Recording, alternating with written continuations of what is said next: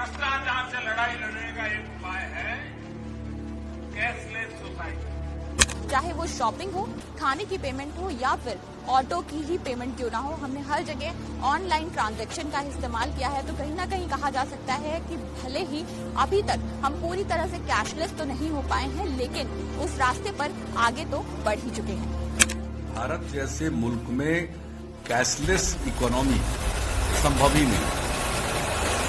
क्या होगा अगर हमारा देश भारत पूरी तरह से कैशलेस हो जाए, यानी कि जिस कैश की आज के डेट में मार्केट में इतनी ज्यादा वैल्यू है, अगर वो पूरा कैश एक पेपर के पीस से ज्यादा वैल्यू ना रखता हो हमारी नजर में, और हमें कुछ भी खरीदने के लिए केवल यूपीआई और कार्ड्स जैसे ऑनलाइन मेथड्स का ही यूज करना पड़े। और वहीं अगर देखा जाए तो हमारा देश भारत पिछले कुछ सालों में बहुत ही तेजी से कैशलेस होने की ओर बढ़ा है, और चाइना जैसे एडवांस्ड कंट्री को भी ऑनलाइन ट्रांजेक्शन के मामले में भी पीछे छोड़ा है। अगर ये पूरी तरह से कैशलेस हो जाता है तो क्या ये हमारे लिए सही होगा? तो चलिए इस वीडियो की हेल्प से साथ में समझते हैं। एंड हाँ, अगर आप लोग मेरी वीडियो पहली बार देख रहे हो तो चैनल को सब्सक्राइब जरूर से कर लेना, क्योंकि इस चैनल पर आपको ऐसे इंटरेस्टिंग टॉपिक्स पर वीडियो देखने को मिलती रहेंगी। तो चलो अपने टॉपिक को कंटिन्यू करते हैं।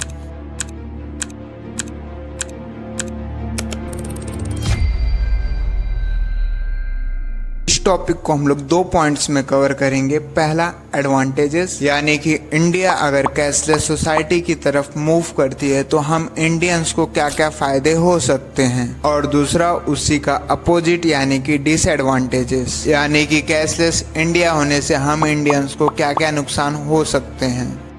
तो फर्स्ट ऑफ ऑल हम लोग कुछ इसके एडवांटेजेस के बारे में जान लेते हैं। जैसा कि हम लोग जानते हैं कि पैसे अगर प्रिंट होते हैं तो उनके प्रिंटिंग की कुछ ना कुछ तो कॉस्ट आती ही होगी। जैसे कि 1 रुपए के सिक्के का मेकिंग कॉस्ट कुछ 1 रुपए 11 पैसे के करीबन होता है, और 2 रुपए का मेकिंग कॉस्ट 1 रुपए 20 पैसे के करीबन होता है कुछ। अब जैसा उसका मेटल वेट हो उसी के हिसाब से उसका मेकिंग कॉस्ट कैलकुलेट होता है। वैसे ही नोट्स में भी 100 रुपए की नोट का मेकिंग कॉस्ट 1 रुपए 51 पैसे होता है, और 500 का 2 रुपए 57 पैसे। तो ये पैसे पूरी तरह से बचेंगे ही, और जो मनी ट्रांसपोर्टेशन चार्ज होते हैं वो भी बहुत इजीली बच सकते हैं, और इससे हमारे देश के इकोनॉमी की ग्रोथ होगी।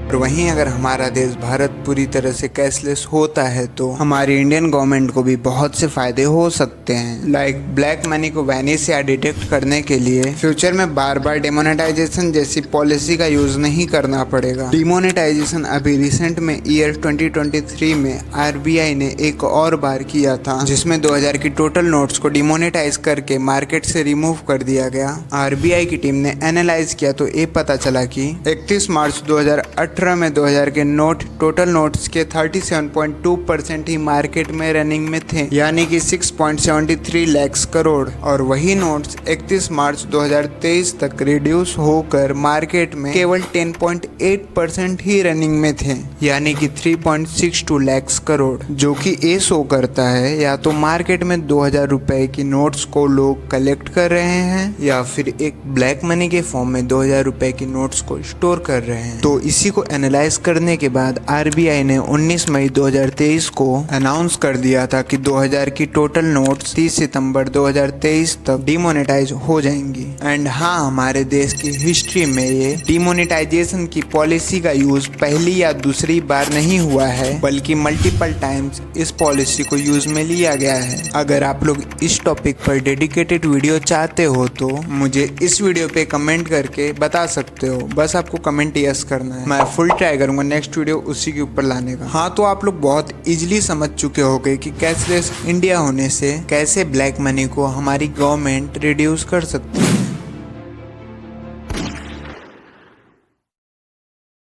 और आज के डेट में हमारे देश के अंदर कुछ ऐसे भी क्रिमिनल्स एग्जिस्ट करते हैं जो कि इंडिया में पेपर करेंसी के थ्रू मल्टीपल क्रिमिनल एक्टिविटीज को एग्जीक्यूट कर पा रहे हैं, लाइक ड्रग्स को स्मगल करना और गर्ल्स को टेरिफाई करना जैसे और भी बहुत से क्राइम्स जो कि हमारी गवर्नमेंट डिटेक्ट नहीं कर सकती फिजिकल करेंसी से। अगर हमारा देश कैशलेस होता है तो हमारी गवर्नमेंट उन सभी इलीगल ट्रांजेक्शन को बहुत ही इजीली ट्रैक करके एंड जिस किसी का भी हाथ उस ट्रांजैक्शन के बिहाइंड में रहेगा उसे हमारी गवर्नमेंट फाइंड करके और उसके फुल डेटा को एनालाइज करने के बाद उसे बिहाइंड द बार्स भेज सकती है।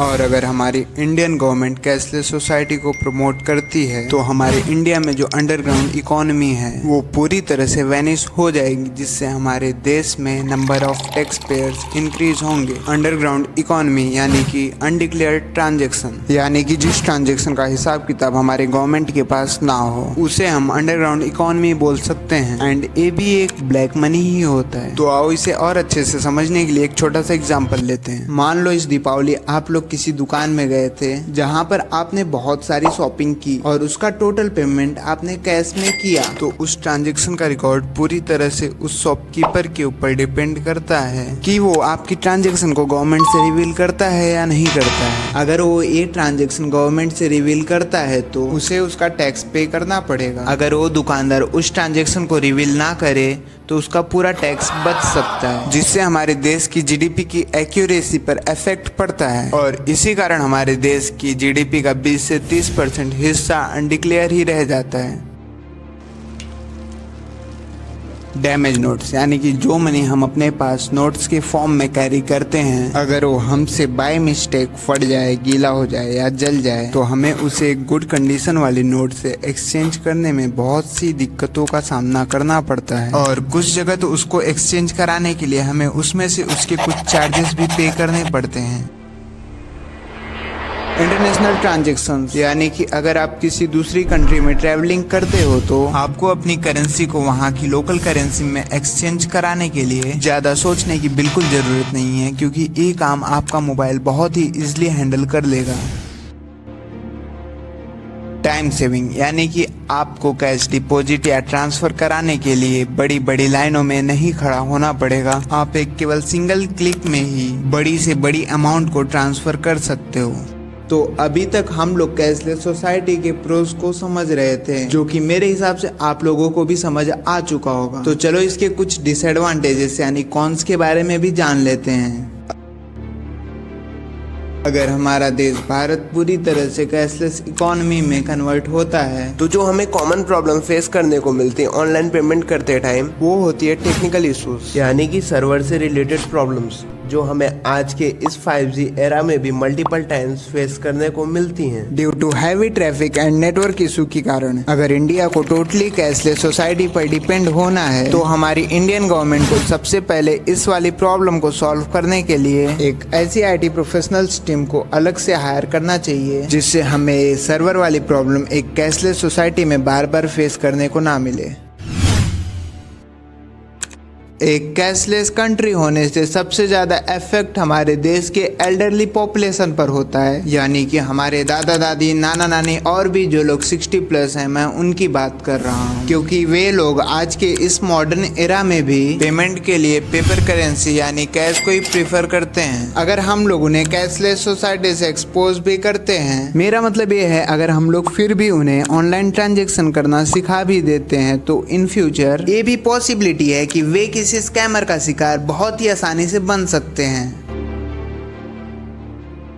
अगर हमारा देश भारत कैशलेस होता है तो हमें केवल सिटीज के बारे में ही नहीं बल्कि उन बैकवर्ड विलेजेस के बारे में भी डिस्कशन करना चाहिए, क्योंकि मुझे ये बात एक रिपोर्ट से पता चली कि साल 2021 में हमारे भारत में 25,000+ ऐसे गाँवों की लिस्ट बनी थी जिनमें उस टाइम इंटरनेट कनेक्शन उतना सही नहीं था। हाँ, ये बात मैं मानता हूँ कि ये नंबर्स अभी 2024 में रिड्यूस हुए होंगे, पर पूरे नहीं। अभी भी हमारे देश में बहुत से गाँव ऐसे हैं जहाँ के लोग पूरी तरह से एक कैशलेस सोसाइटी को एक्सेप्ट नहीं कर सकते हैं because of broadband connectivity and mobile phones. अब जिस एरिया में ब्रॉडबैंड यानी इंटरनेट कनेक्शन का प्रॉब्लम होगा वहाँ ऑब्वियस सी बात है पेमेंट करने में प्रॉब्लम्स तो आएंगी ही, और पेमेंट में प्रॉब्लम्स आना ये तो दूर की बात है। फर्स्ट ऑफ ऑल मोबाइल तो सबके पास होना चाहिए, और मोबाइल फोन्स भी छोड़ो, उसे ऑपरेट करने का नॉलेज तो होना ही चाहिए, क्योंकि उस एक मोबाइल में उन बेचारों की महीनों सालों की मेहनत का पैसा रहेगा, जो कि लैक ऑफ डिजिटल नॉलेज की वजह से एक मामूली सा सड़क छाप स्कैमर भी उनके पैसों को गायब करने के लिए काफी है। अब बात करते हैं सिक्योरिटी की, जो कि मोस्ट इम्पॉर्टेंट है हमारे कैशलेस सोसाइटी के लिए, क्योंकि 20 से भी ज्यादा सिक्योरिटी मेथड्स होने के बावजूद भी हमारे सोसाइटी में आए दिन किसी न किसी के अकाउंट का एक्सेस स्कैमर्स के हाथों लग जाता है। फिर उस बेचारे की महीनों सालों की मेहनत की कमाई कुछ सेकंड्स में उड़ जाती है। तो ये थे कैशलेस इंडिया के कुछ प्रोस और कॉन्स। अगर इस टॉपिक पर मैं अपना कुछ पीओवी देता हूँ तो वो ये रहेगा कि कैशलेस इंडिया नहीं होना चाहिए। हाँ, कैशलेस इंडिया नहीं होना चाहिए, क्योंकि अभी हम लोग ने ही साथ में देखा है कुछ मिनट पहले इसी वीडियो में कि कैशलेस इंडिया होने से हमें जितना एडवांटेजेस हैं उतना ही ऑलमोस्ट डिसएडवांटेजेस भी हैं। तो क्यों करने का भाई कैशलेस इंडिया, जैसा चल रहा है वैसा ही चलने दो। So this was some info about cashless India, जो मैंने आपके साथ में शेयर किया, जिससे मुझे भी कुछ नई जानकारी सीखने को मिली एंड होप कि आप लोग भी कुछ नया सीखे होंगे। तो मिलते हैं नेक्स्ट वीडियो में, तब तक के लिए बाय बाय।